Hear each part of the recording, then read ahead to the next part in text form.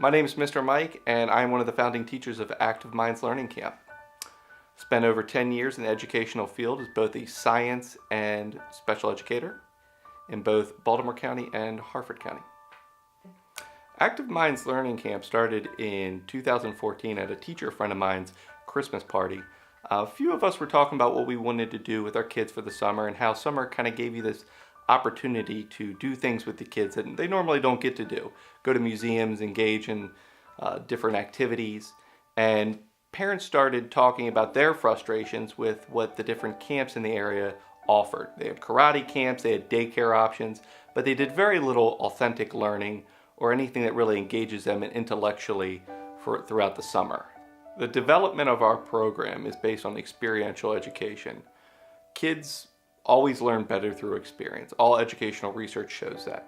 So being able to take the kids somewhere is critical to our program.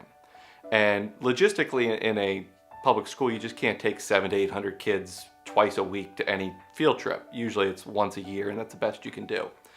So we have to limit our program to only 36 kids per week. And now that we figured out how to make a program mobile, we had to determine what themes could we do that kids would really be into.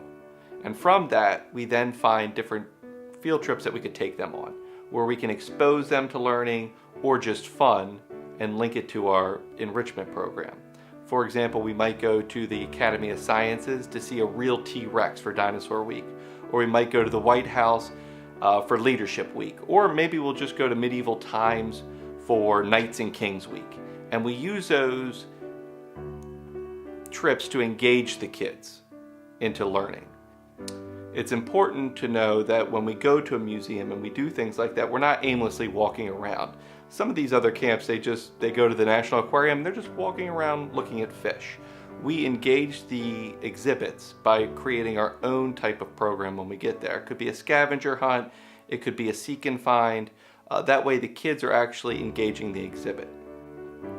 Once we have the themes, we then can engage them in an enrichment program, which basically is in math and reading. The reading program links directly to the theme each week.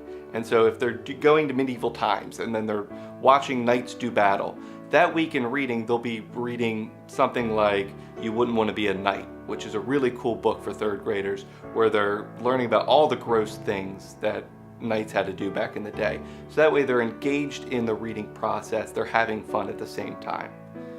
Within the math program, they're doing fun games, so they could play Buzz or multiplication bingo or sometimes Splat. That way it's not boring math, and they're having fun extending the Common Core foundation skills that they learn throughout the year.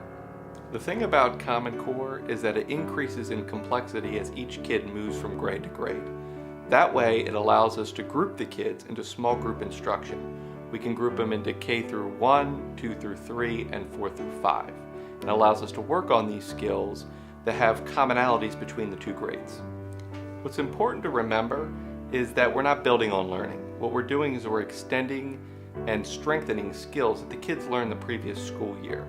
So if you miss a week, you're not going to be completely confused when you come into the program the following week. Everything's based on skills, so it gives parents a flexibility within their schedule to plan a vacation or some sort of secondary camp that they want to do or specialty camp. And it gives them that flexibility.